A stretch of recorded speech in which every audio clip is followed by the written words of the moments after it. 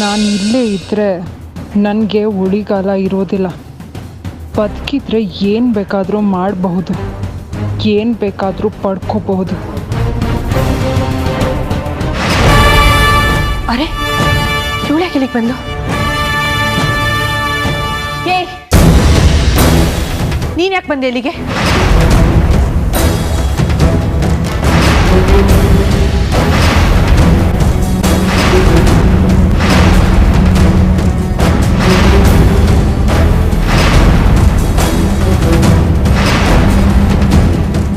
ನೀನು ಪರಾವಲಂಬಿ, ಆದರೂ ಸರ್ವಶಕ್ತಿ ಅನ್ನೋ ಭ್ರಮೇಲಿದ್ಯಾ. ಸರ್ವಶಕ್ತಿ ನಾನಲ್ಲ ಅನ್ನೋ ಸತ್ಯ ನನಗೆ ಗೊತ್ತು. ಭ್ರಮೆಯಲ್ಲಿ ಬದುಕ್ತಾ ಇರೋದು ನೀನು. ನಿನ್ನ ಜೊತೆ ವಾದ ಮಾಡೋಷ್ಟು ತಾಳ್ಮೆ ನನಗಿಲ್ಲ. ತಾಳ್ಮೆ ಅಲ್ಲ, ಸಾತ್ವಿಕ ಶಕ್ತಿಯ ಮುಂದೆ ನಿಲ್ಲೋದಕ್ಕೆ ಆಗೋದಿಲ್ಲ ಅಂತ ಹೇಳು. ನೀನು ಏನು ಬೇಕಾದರೂ ಅಂದ್ಕೋ, ನಾನಂತೂ ಒಂದು ಕ್ಷಣನೂ ಇಲ್ಲಿ ನಿಲ್ಲೋದಿಲ್ಲ. ನಿಲ್ಲಲ್ಲ ಅಲ್ಲ, ನಿಲ್ಲೋ ಶಕ್ತಿ ಆಗಲಿ ಯೋಗ್ಯತೆ ಆಗಲಿ ನಿನಗಿಲ್ಲ.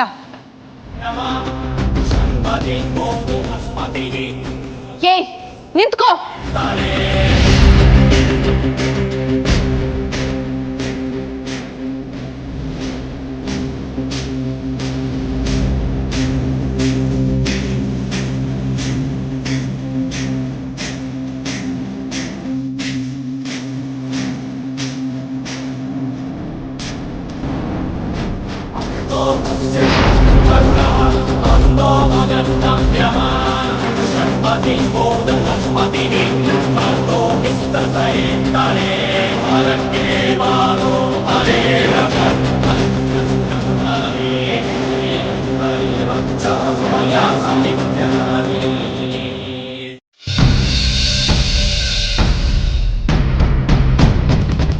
ಈ ಮನೆಯಲ್ಲಿ ಏನು ನಡೀತಿದೆ ಅಂತಾನೆ ಗೊತ್ತಾಗ್ತಾ ಇಲ್ಲ ಚಿತ್ರ.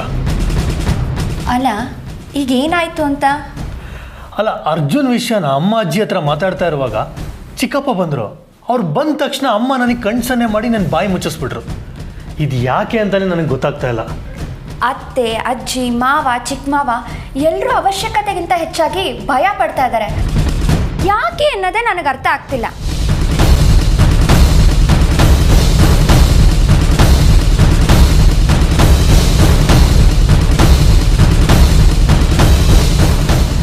ಅಮ್ಮ, ನಿಮ್ಮ ವರ್ತನೆಗಳೇ ನನಗೆ ಅರ್ಥ ಆಗ್ತಾ ಇಲ್ಲ. ಚಿಕ್ಕಪ್ಪ ಬಂದ ತಕ್ಷಣ ಕಣ್ಸನ್ನೆ ಮಾಡಿ ನನ್ನ ಬಾಯಿ ಯಾಕೆ ಮುಚ್ಚಿಸ್ದೆ? ದುಷ್ಟರನ್ನ ಕಂಡ್ರೆ ದೂರ ಇರು ಅನ್ನೋದು ಹಳೆಗಾದೆ. ದುಷ್ಟರ ಮಧ್ಯೆ ಬದುಕ್ತಾ ಇರುವಾಗ ಹುಷಾರಾಗಿರು ಅನ್ನೋದು ಹೊಸ ಗಾದೆ. ಅಮ್ಮ, ಏನು ಹೇಳ್ತಾ ಇದೆಯಮ್ಮ ನೀನು? ನಿಮ್ಮಪ್ಪ ನಿಮ್ಮ ಚಿಕ್ಕಪ್ಪ ಸಾಮಾನ್ಯ ಮನುಷ್ಯರಲ್ಲ ಕಣೋ, ಮನುಷ್ಯ ರೂಪದಲ್ಲಿರೋ ರಾಕ್ಷಸರು. ನಾನು ಅಮೃತಂಗೆ ಸಹಾಯ ಮಾಡ್ತೀನಿ ಅಂತ ನನ್ನನ್ನೇ ಕೊಲ್ಲೋಕೆ ಹೊರಟಿದ್ರು ಗೊತ್ತಾ?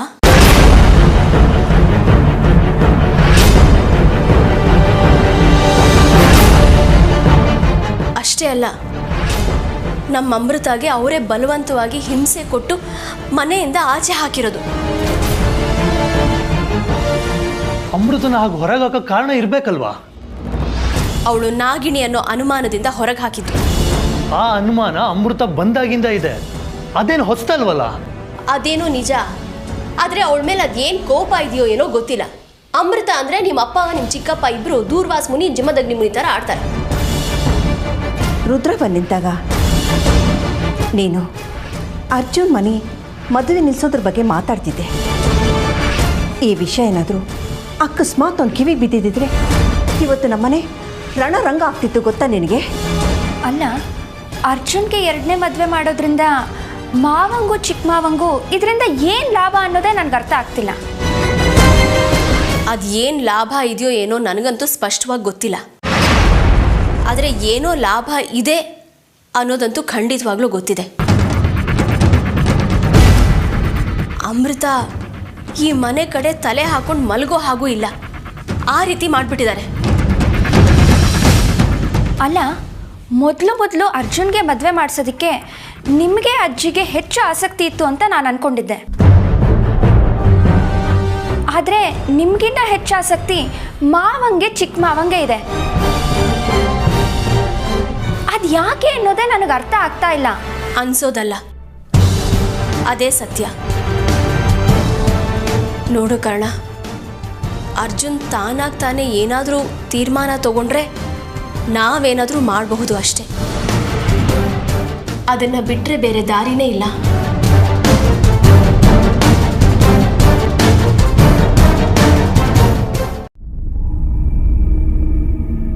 ಅತ್ತೆ, ಎಲ್ಲ ತಿಳಿದಿರೋ ನೀವೇ ಹೀಗೆ ಮಾತಾಡಿದ್ರೆ ಇವಳ ಸ್ಥಿತಿ ಹೇಗಿರ್ಬೋದು ಅಂತ ಯೋಚನೆ ಮಾಡಿದ್ದೀರಾ? ನಿಮ್ಮ ಮಾತು ಉರಿಯೋ ಬೆಂಕಿಗೆ ತುಪ್ಪ ಸುರಿದಂಗಿದೆ. ಅಡಿಗಡಿಗೆ ನಡುನಡುಗಿ ಹೋದರು, ಗುಡುಗುಡುಗಿ ಬಡಬಡಿಸಿದರು, ಪವಡಿಸಿದ ಪದ್ಮನಾಭನೊಬ್ಬನೇ ಪವಡಿಯೊಳು ಪೊರೆವನು.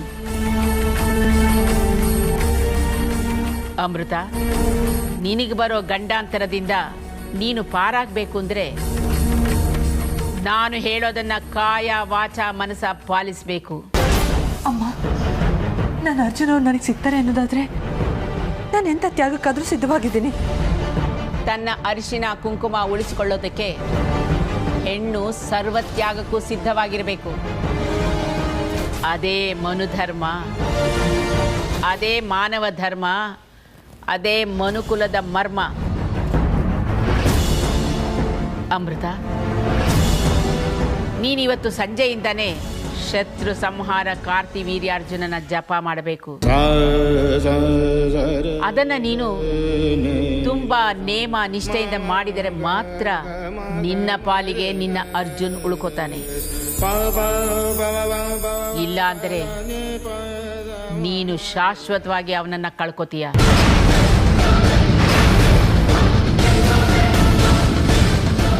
ಆಮೇಲೆ ಅವನು ಮಾಯಾಲೋಕದ ಮಾನಿನಿಯ ಬಂದಿಯಾಗಿ ಮಾಯಾಗೃಹದ ಪಾಲಾಗಿ ಹೋಗ್ತಾನೆ.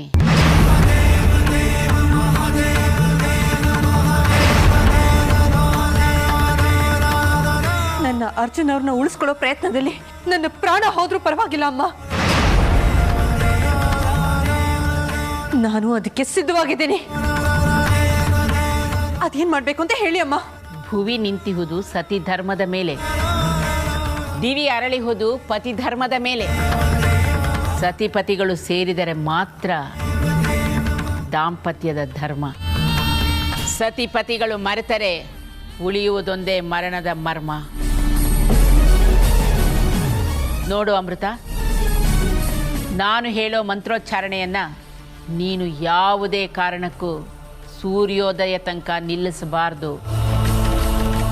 ಹಾಗೆ ಕೂತ ಸ್ಥಳದಿಂದ ನೀನು ಏಳಬಾರದು, ಹಾಗೆ ಕದಲಲೂಬಾರದು.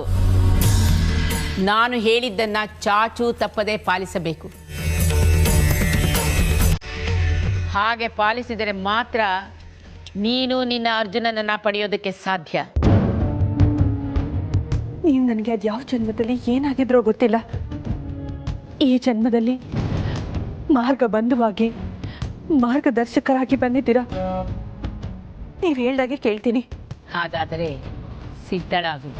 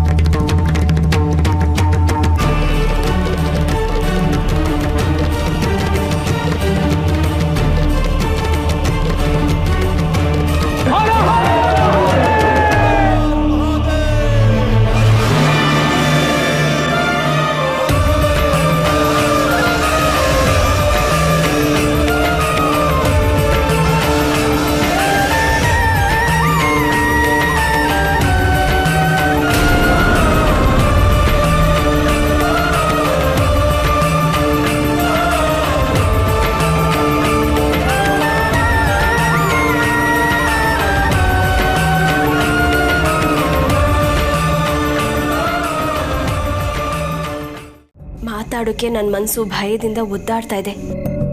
ಆಡೋ ಹಾಗಿಲ್ಲ, ಅನುಭವಿಸೋ ಹಾಗಿಲ್ಲ ಅನ್ನೋ ಅಡ್ಕತ್ರಿಲಿ ಸಿಕ್ಕಾಕೊಂಡ್ಬಿಟ್ಟಿದ್ದೀನಿ ನಾನು.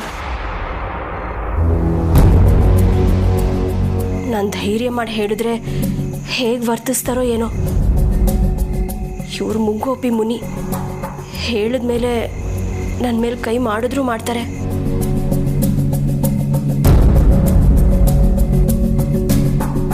ರೀ, ಕಾಫಿ ಕೊಡ್ಲಾ? ಕಾಫಿ?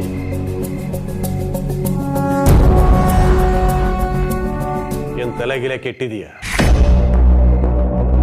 ಇಷ್ಟೊತ್ತಿನಲ್ಲಿ ಯಾರಾದ್ರೂ ಕಾಫಿ ಕುಡಿತಾರ? ಅಲ್ಲ, ನಿಮಗೆ ಕಾಫಿ ಅಂದರೆ ತುಂಬ ಇಷ್ಟ ಅಲ್ವಾ? ಅದಕ್ಕೆ ಕೇಳಿದೆ.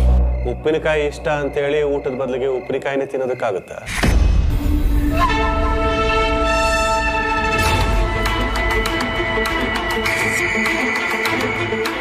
ನೀನು ಇಷ್ಟೊತ್ತಿನಲ್ಲಿ ಕಾಫಿ ಬೇಕಂತ ಕೇಳಿದಾಗಲೇ ಏನೋ ವಿಷಯ ಇದೆ ಅಂತ ಗೊತ್ತಾಯಿತು.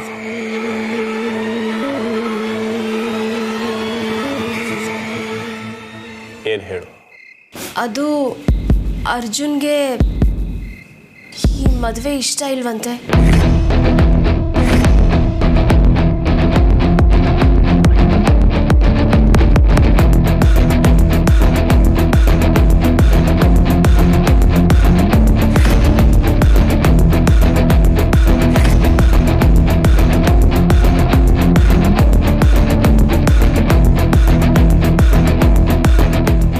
ಈ ಮದುವೆ ಅರ್ಜುನ್ಗೆ ಇಷ್ಟ ಇಲ್ವೋ ಅಥವಾ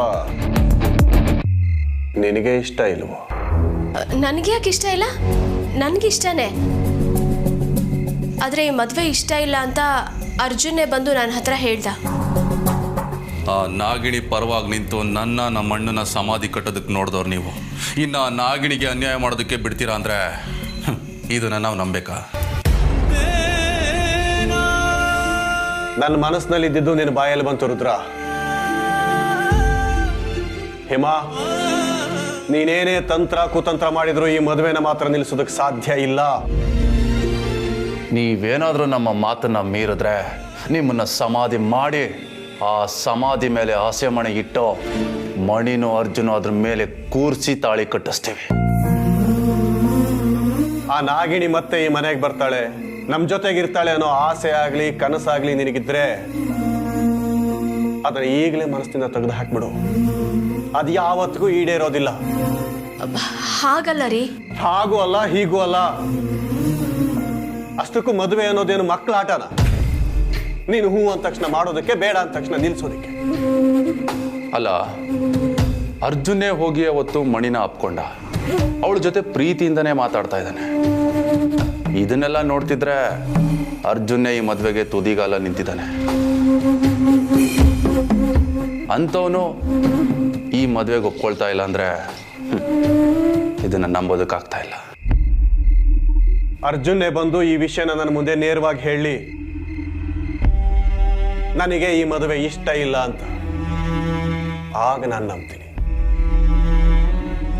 ಇನ್ನೊಂದು ಸಲ ಈ ವಿಷಯನ ನನ್ನ ಮುಂದೆ ಎತ್ತಿದ್ದೆ ಆದ್ರೆ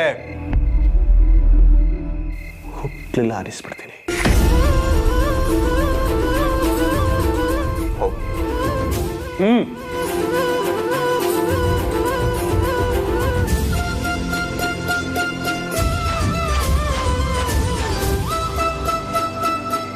ನಿನ್ನ ಹೆಂಡತಿ ಕಣ್ಗೆ ನಾವಿಬ್ರು ಏನು ಕಾಮಿಡಿ ಅಂತಾರ ಕಾಣಿಸ್ತಿದೀವಂತ? ನನಗೂ ಅದೇ ಅರ್ಥ ಆಗ್ತಿಲ್ಲ ಅಂತ.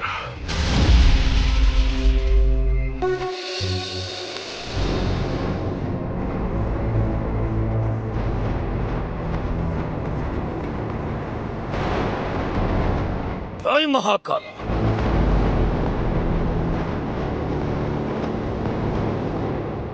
ಬಾಬಾ,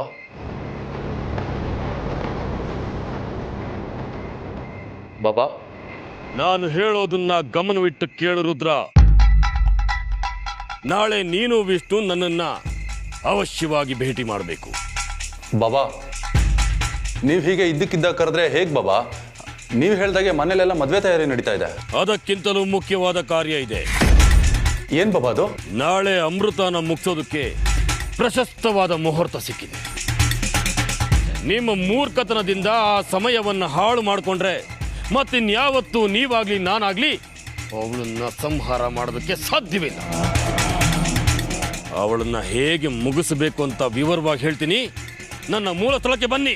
ಸರಿ ಬಾಬಾ, ನೀವು ಹೇಳ್ದಾಗೆ ಆಗಲಿ. ರುದ್ರ, ಬಾಬಾ ಹೇಳಿದ ಮಾತನ್ನ ಒಂದ್ಸಲ ಜ್ಞಾಪಕ ಮಾಡ್ಕೋ. ಇದು ಅಪಶಕುನ ಅಲ್ಲ ರುದ್ರ. ಅಲ್ಲಿ ಅಮೃತನ ಒಂದು ಪ್ರಬಲವಾದ ಶಕ್ತಿ ಕಾಯ್ತಾ ಇದೆ. ಅದನ್ನು ಮೀರಿ ಅವಳನ್ನ ಮುಟ್ಟೋದು ಸಾಧ್ಯವೇ ಇಲ್ಲ. ಅಣ್ಣ, ಈಗ ಗೊತ್ತಾಯ್ತು. ಮತ್ತೆ ಮುಖ ಏನೋ ನೋಡ್ತಾ ಇದೀಯಾ? ಮೂಗ್ ಹಿಡಿದ್ರೆ ಬಾಯಿ ತಾನಾಗೆ ತೆರೆಯುತ್ತೆ. ಹಿಡ್ಕೊ ಮುದುಕಿನ. ಅಮೃತ, ನಾ ಸತ್ರು ಪರವಾಗಿಲ್ಲ, ಈ ಜಪ ಮಾತ್ರ ಬಿಡ್ಬೇಡ. ಅಮೃತ, ಅಮೃತ, ಮಂಡಲ ಬಿಟ್ಟು ಬರ್ಬೇಡ. ಅಮೃತ,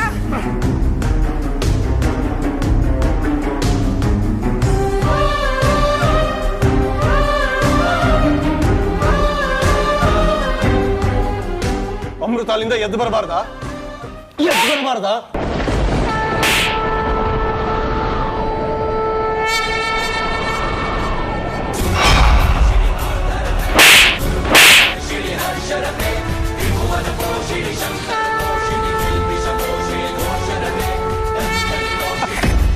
ಅಮ್ಮ,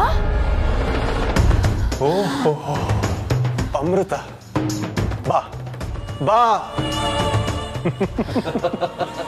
ನೋಡಿದೀಯ ನಿನ್ನ ಹಿತೈಷಿಗಳು ನಿನಗೆ ಆಶ್ರಯ ಕೊಟ್ಟವರ ಸ್ಥಿತಿ ಹೇಗಾಗಿದೆ ಅಂತೇಳಿ? ಅಮ್ಮ, ಅಮ್ಮ, ಅಮ್ಮ, ಹೇಗಿದ್ದೀರಮ್ಮ? ಅಮ್ಮ,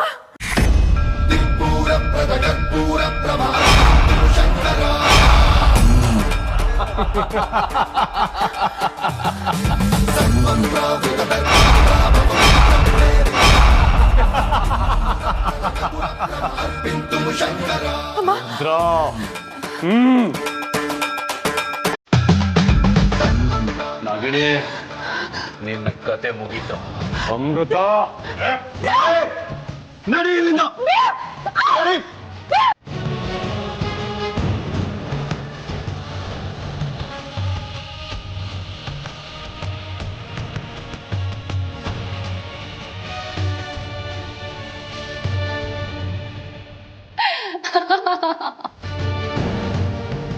ಭೈರವ, ನಿನ್ನ ಶಕ್ತಿ ಸಾಮರ್ಥ್ಯಕ್ಕೆ ಶಬಾಷ್ ಅನ್ಲೇಬೇಕು. ಯಾಕಂದ್ರೆ ನನ್ನ ಕೈಯಲ್ಲಿ ಮಾಡಕ್ಕಾಗದೆ ಇರೋದನ್ನ ನಿನ್ನ ಶಕ್ತಿಯಿಂದ ಮಾಡ್ತಾ ಇದ್ಯಾ. ನೀನ್ ಮಾತು ಕೊಟ್ಟಾಗೆ ಅಮೃತನ್ ಸಂಹಾರ ಮಾಡಿದ್ರೆ ನಾನ್ ನಿನಗ್ ಮಾತು ಕೊಟ್ಟಾಗೆ ನನ್ನ ರಹಸ್ಯನ ಹೇಳ್ತೀನಿ. ನಾನು ಈಗಲೇ ಆ ಭೈರವನ್ ಬಳಿ ಹೋದ್ರೆ ಆ ವಿಷ್ಣುಗೆ ರುದ್ರಂಗೆ ನನ್ನ ರಹಸ್ಯ ಗೊತ್ತಾಗೋಗುತ್ತೆ. ನನ್ನ ಗುರಿ ಈಡೇರೋವರೆಗೂ ನನಗೂ ಭೈರವಂಗೂ ಪರಿಚಯ ಇದೆ ಅನ್ನೋದು ಅವ್ರಿಗೆ ಗೊತ್ತಾಗ್ಲೇಬಾರ್ದು.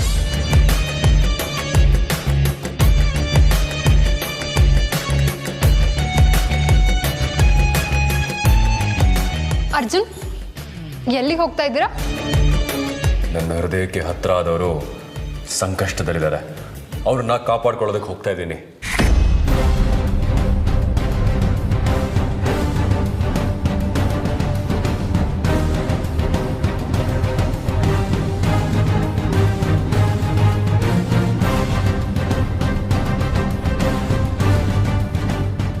ಇವನು ಹೋಗ್ತಾ ಇರೋದು ಅಮೃತನ್ನ ಕಾಪಾಡೋದಿಕ್ಕೆ. ಅರ್ಜುನ್ನ ಹೇಗಾದ್ರೂ ಮಾಡಿ ತಡಿಬೇಕು.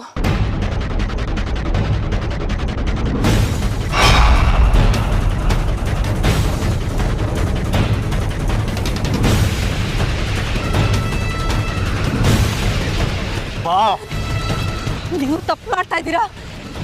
ಇದಕ್ಕೆ ಘೋರವಾದ ಪರಿಣಾಮನ ಅನುಭವಿಸ್ತೀರಾ. ನಿನ್ನ ನಮ್ಮ ಮನೆಯಿಂದ ಹೊರ ಹಾಕುವಾಗ ಜೀವಂತವಾಗಿ ಬಿಟ್ವಲ್ಲ, ಅದು ನಾವು ಮಾಡಿದ ಘೋರವಾದ ತಪ್ಪು. ಆದ್ರೆ ಇವತ್ತು ಮಾತ್ರ ಆ ತಪ್ಪನ್ನ ಮಾಡೋದಿಲ್ಲ. ನಿನ್ನನ್ನು ಮುಗಿಸೋದಂತೂ ಸತ್ಯ. ಅದನ್ನ ಯಾರಿಂದನೂ ತಪ್ಪಿಸೋದಕ್ಕೂ ಆಗೋದಿಲ್ಲ.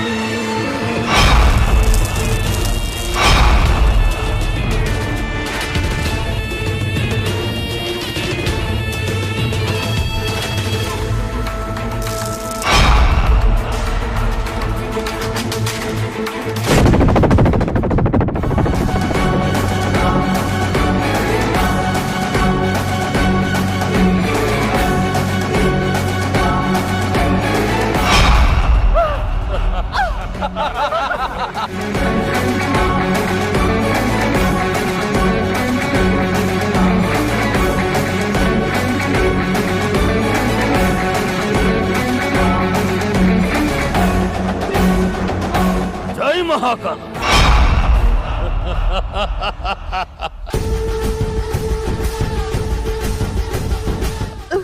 ನೋಡು, ನಿನ್ನನ್ನು ಆಹುತಿ ಪಡ್ಕೊಳ್ಳೋದಕ್ಕೆ ಅಸ್ತ್ರ ಸಿದ್ಧವಾಯ್ತು. ನಿನ್ನ ಕೊನೆ ಆಸೆ ಏನಾದ್ರೂ ಇದ್ರೆ ಹೇಳ್ಬಿಡು, ಅದನ್ನು ಈಡೇರಿಸ್ತೀನಿ. ನನ್ನ ಕೊನೆ ಆಸೆ ಒಂದೇ ಒಂದಿದೆ, ಅದನ್ನ ಈಡೇರಿಸ್ತೀಯ? ಅದೇನ್ ಹೇಳು? ಈ ರುದ್ರ ವಿಷ್ಣು ಸಾವನ್ನ ನಾನು ಕಣ್ಣಾರೆ ನೋಡ್ಬೇಕು.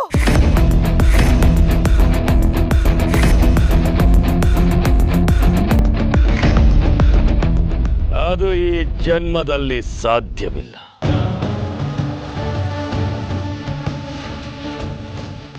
ನನ್ನ ಸಾವು ಖಚಿತ ಅಂತ ನನಗನ್ನಿಸ್ತಾ ಇದೆ. ಮುಂದಿನ ಜನ್ಮ ಅಂತ ಇದ್ರೆ ನನ್ನ ಅರ್ಜುನ್ ಅವರೇ ನನ್ನ ಬಹಳ ಸಂಗಾತಿಯಾಗಿ ಬರಲಿ. ಪರಮೇಶ್ವರ, ನಿನ್ನ ಇಚ್ಛೆ ಏನಿದೆಯೋ ಅದಕ್ಕೆ ನಾನು ತಲೆ ಬಾಗ್ತೀನಿ ತಂದೆ.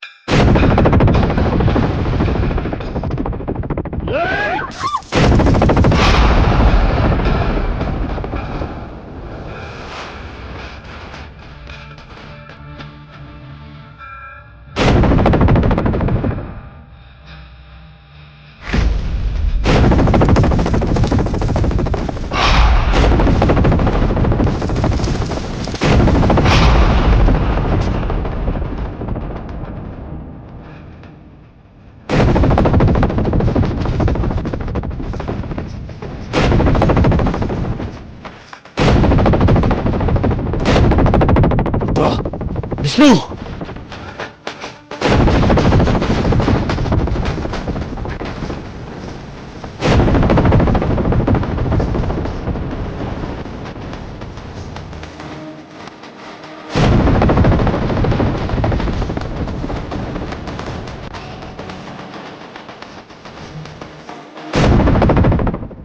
ಅಮ್ಮ ಚಕ್ರೇಶ್ವರಿ, ಇವತ್ತು ನನ್ನ ಸಹಾಯಕ್ಕೆ ಯಾರು ಬರೋದಿಲ್ಲ ಅಂತ ನನ್ನ ಜೀವದ ಮೇಲೆ ಆಸೆನೆ ಬಿಟ್ಬಿಟ್ಟಿದ್ದೆ ನಾನು. ಆದ್ರೆ ನೀನಾಗೆ ಬಂದು ನನ್ನನ್ನು ಕಾಪಾಡಿದೆ. ನಿನಗೆ ನನ್ನ ಸಾಷ್ಟಾಂಗ ನಮಸ್ಕಾರಗಳು. ದುಷ್ಟರಿಗೆ ಸರಿಯಾದ ಶಿಕ್ಷೆ ಕೊಡು. ಹೋಗಮ್ಮ.